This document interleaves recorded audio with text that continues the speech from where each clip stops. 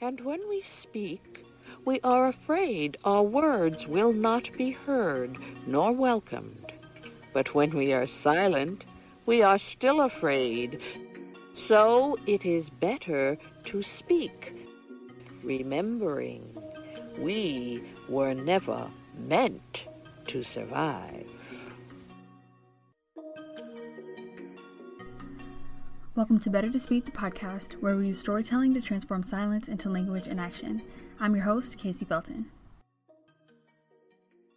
Since protests started in May over the killing of George Floyd and Breonna Taylor, many have called for the defunding of the police. Many have also called for the complete abolition of the police, the prison industrial complex, and the carceral state at large. There's been debates, explainer videos, infographics, articles, op-eds, you name it, to educate people on what exactly abolition is, how we get there, and more importantly, what will the world look like on the other side of it. So I've been looking into and researching abolition to learn more myself, mainly attending virtual events and teach-ins about it. And I will say that the biggest thing I've realized is that the dismantling of certain systems isn't the most demanding piece of abolition, but rather the reimagining and rebuilding of a society and world with better, more life-giving systems in its place.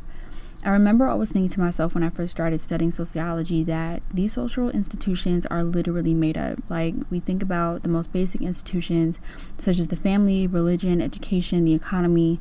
Those are literally created by human beings to organize, define, and frame our life patterns in society.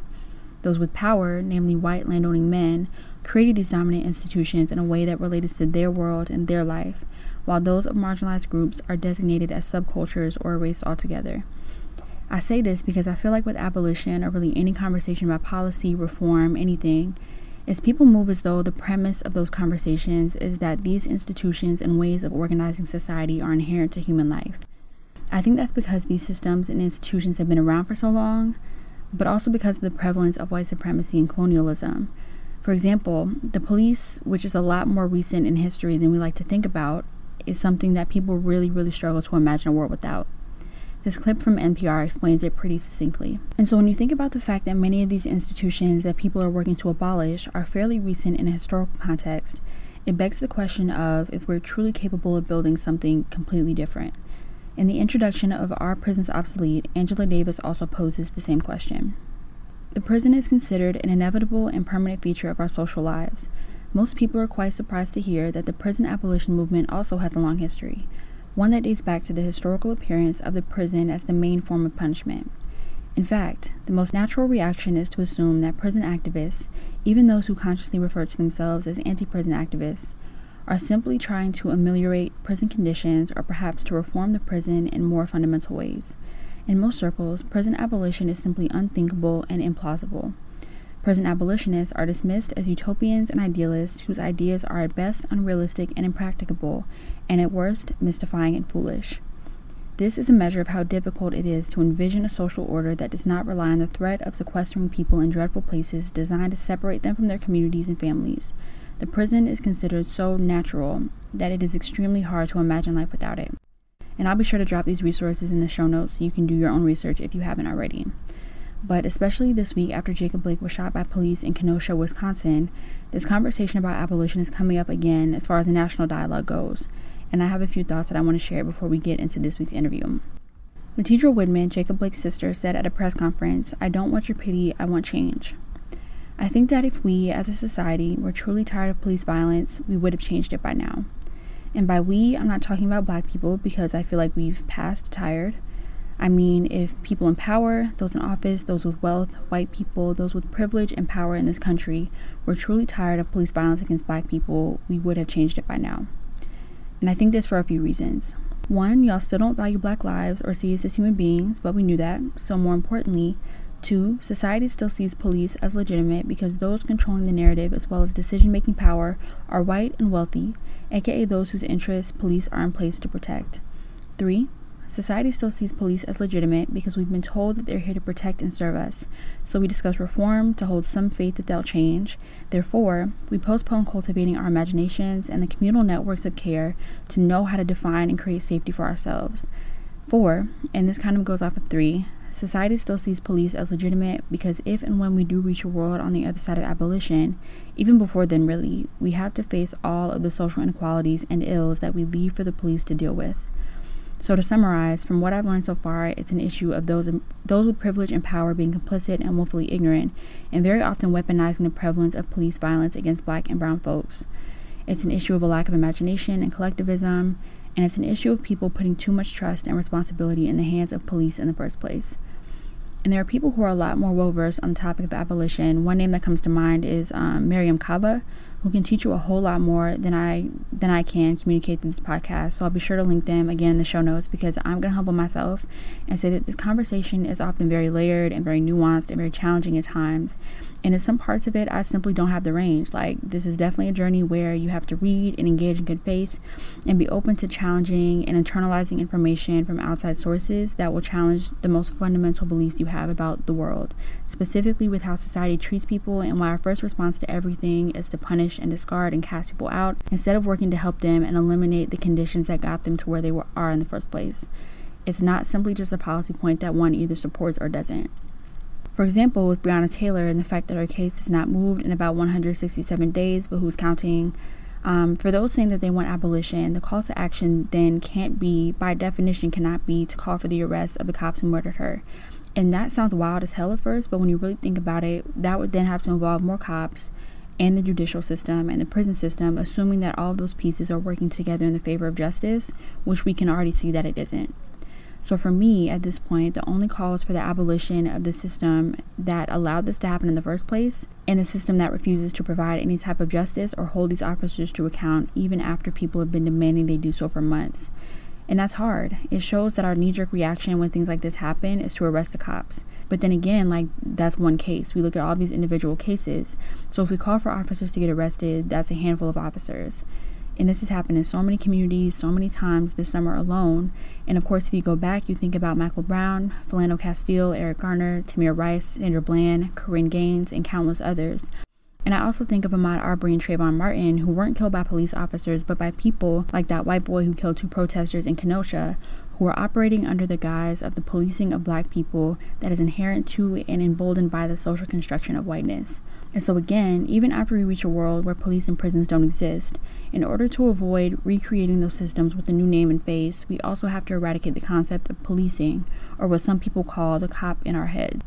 And that leads me to say that the way abolition has made the most sense for me to learn and begin to do that work is to go inwards, to unlearn my understanding of the world as it relates to crime, safety, policing, and justice. It affects my relationship with myself, my personal relationships, all before it affects how I interact with my greater community.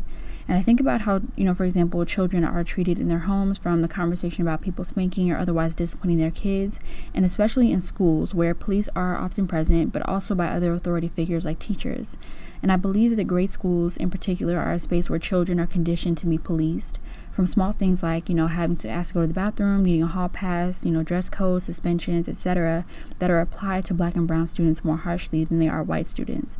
And so when you think about all those things, especially like metal detectors in lower income and inner city schools, it shows how detailed we have to be with how we reimagine our world. It's not just a matter of, get rid of police, get rid of prisons, and then the work is over. Like, policing, the concept of policing and carcerality impacts literally every facet of life. And so it all comes down to the fact that this world, specifically the United States, has conditioned non-Black people to believe that Black people are in need of policing in the first place.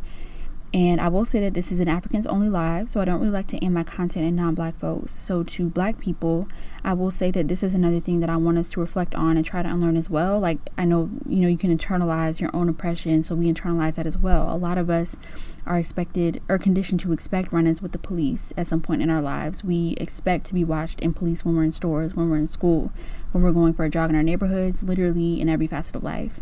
And so I think that, I think of Black parents who have to have the talk with their children. Like, I want Black kids to be able to just exist and enjoy their childhood. I want Black people to get to a place where we can more easily not only imagine, but experience a world where that isn't the case, instead of moving like being policed is an unavoidable fact of life and not just a condition that we live under at this point in time. As somebody who works in communications, we have to make these conversations more accessible, make the roles in this movement more accessible, so that people can see themselves not just in the conversations and in the fight and the journey to get there, but also beyond that, so that we can all ultimately feel like we have the power to self-determine in our own lives, as well as the outcomes in our community at large once we reach the other side of abolition.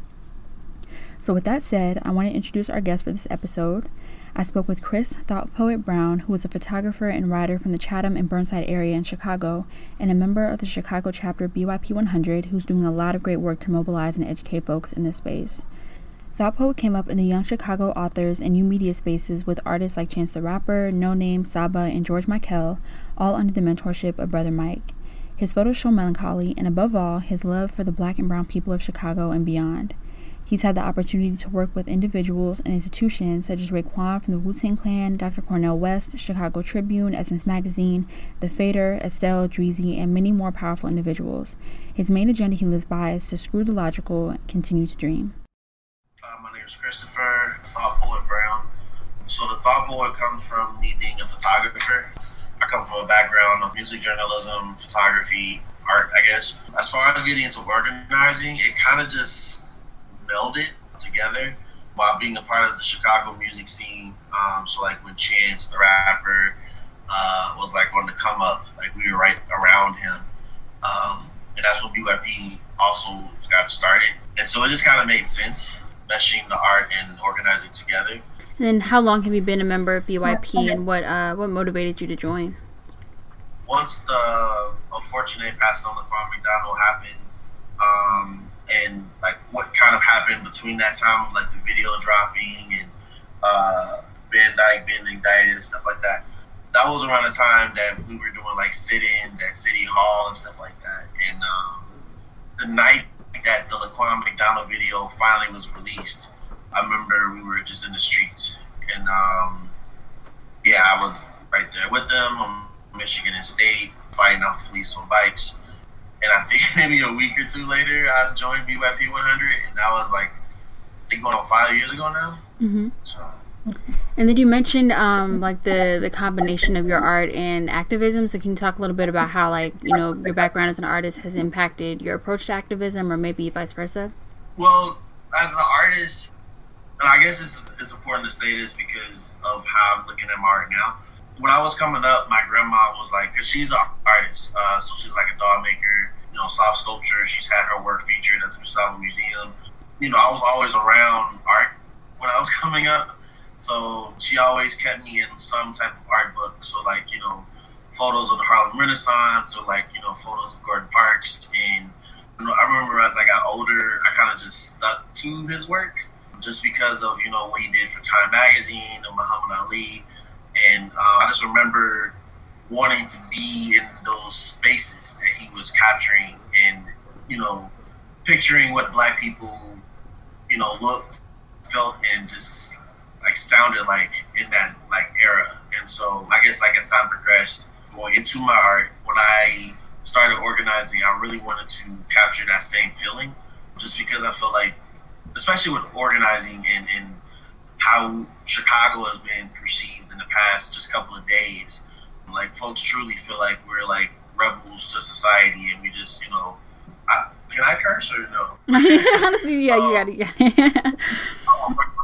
Yeah, like you know, society's expecting us to like fuck shit up, and like, you know, we're just looting for no reason, and folks can't understand that as Black and brown people in this city, just like anywhere else, we're fighting to be heard, and, you know, we're fighting to get the mayor to abolish police.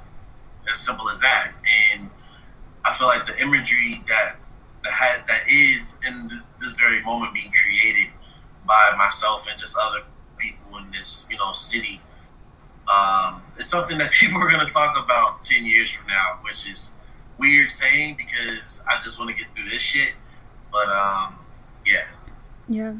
And you mentioned you guys are currently organizing around abolishing the police, and I think that abolition is one thing that's becoming, like, you know, more a part of like national dialogue. So what I guess has been your, you know, opinion, or your kind of like reception of, you know, it becoming more I guess it's more adopted by like a larger audience? Like, what misconceptions have you seen? Like, what I guess how are people receiving it, I guess, more broadly? I think the best way to I guess express that is kind of like if you're a fan of the Boondocks. So like, you know, you have Huey, Riley, and Granddad, and coincidentally, all three of them represent like the different type of Black person that exists right now when it comes to even understanding what abolish means. So like you have, you know, Huey, who was like, you know, quote unquote pro-black or like woke or like educated or potentially lower mid class trying to get to upper class or something, and then you have Riley, who is like quote unquote the slightly uneducated, I'm in the hood, I'm about the streets type of person, right? And then you have the nigga that's on the fence, which is Granddad. So it's like 1 minute I'm pro-black and I'm for the people, and then the next minute I'm probably calling the police because there's somebody like on my property, like that type of black person, right? So to answer your question, there are people that really believe that abolishing the police is the move.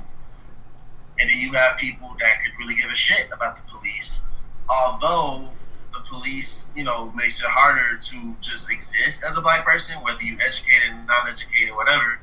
And then you have niggas that are on the fence. It's like, fuck the police, but also I own property. You know what I'm saying? So it's like trying to get us as a people on the same accord. It can be difficult, but I think I want to say since the beginning of George Floyd's unfortunate passing, I feel like we all can agree that no matter who we are as black people and brown people, the police do not protect us. And I feel like slowly but surely we're going in that direction. I think, again, it's just constantly trying to show people that with the Chicago Police Department alone has spent $2 billion since the beginning of 2020 on policing. And most people have no idea. Most black people have no idea that exists. You know what I'm saying? But they definitely understand, especially since this quarantine, that school, like CPS, not existing is a problem. You know what I'm saying? So I feel like a lot of our wants as black people are coming more together, if that makes any sense. And people are slowly beginning to understand what abolish the police means. Or if not even abolish completely, like drastically take from the police budget. But more or less still abolish. And I'm glad that you mentioned the budgeting piece, because my next question talked about the talking point of defunding the police and reallocating those funds to other like social services, other community programs. So I guess if and when that happens, like, does the work stop there? Is there like what happens after that in terms of like this abolitionist framework, I guess, in terms of community support programs and things like that? I guess the best way to explain that is if you think about like a typical white neighborhood, right? That's like very upscale, potentially might have a celebrity or two living in the neighborhood. When you think about the policing, and I mean like not even like police, I mean like community, like, we saw a black person on the corner, everyone should be aware type of policing, you know what I'm saying? In that neighborhood where, it's so put together and it's so not needing of violence that police never in the neighborhood, right? Now, imagine, and I keep bringing up Chicago obviously because that's what I'm familiar with, but imagine that type of environment being on 63rd and Halston, you know what I'm saying? Or being in another black area in Chicago, you know what I'm saying? So it's like, as a black man, I can talk to you as a white man and like we both are not struggling, or we're both not like stressed out because we both got money and like it's stability, you know what I'm saying? And the reason I'm saying all this is because those funds being taken from the police budget or the police being abolished means that the funds can go exactly to where, like, if you were to put $1 million into a community or like a park district, right? That would probably be that would probably be like 5 or 10 like employees like payroll for like 5 years. You know what I'm saying? And, like, it's just that possible when you remove that much money from the budget. And again, $2 billion has been spent on policing in Chicago since the beginning of 2020. So that, and we're not even done with 2020 yet. We're just about to go into September. You know what I'm saying? So it's like, for it to be that much money And I mean, just like the fact that a police officer can knock a young girl's teeth out, you know what I'm saying? Or just as like what happened 2 days ago in Chicago, where a police officer shoots a 15-year-old in the face, and they still have their jobs. You know what I'm saying? Like, if you're black, you're not gonna have your job if you skip on the register. So it's like when people ask that question, you know, of like, oh, what's gonna happen when the police are abolished? It's like the same playing field that white people are on financially, generationally. We're just trying to get to the same level. I'll put it like this: in order to become a firefighter, you have to spend, I think, 1,800 hours or such, like working on becoming a firefighter, right? If you wanted to become a barber, I think it takes like 1,200 hours to, like, you know, go through the course to get certified.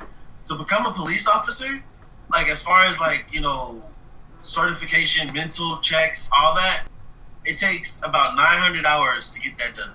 So it's like, just off that alone, the fact that police are not like mental, because when you really think about the fact that police have access to military type weapons, right?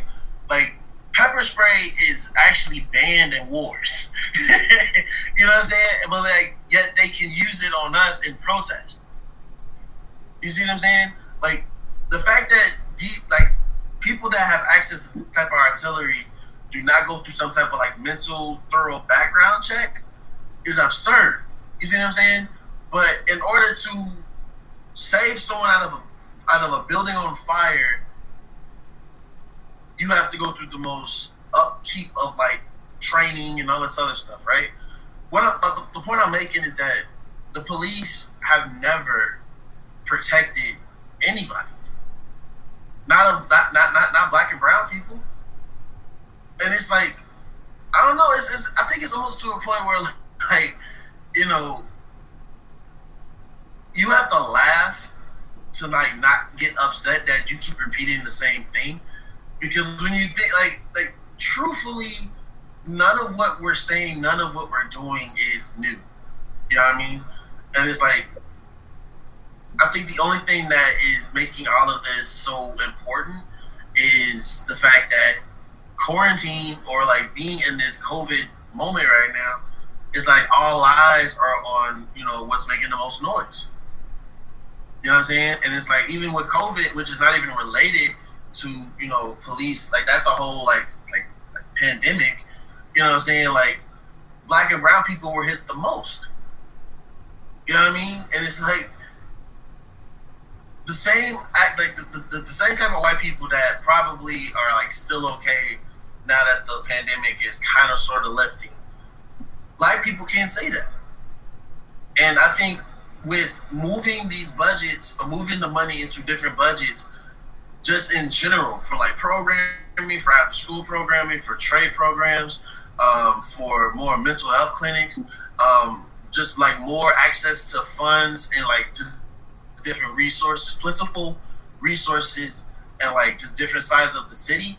Like, you talking about like going to, and I'm not sure how familiar you are with Chicago, but it's like putting Hyde Park or putting, you know, Logan Square on 87th and the Dan Ryan.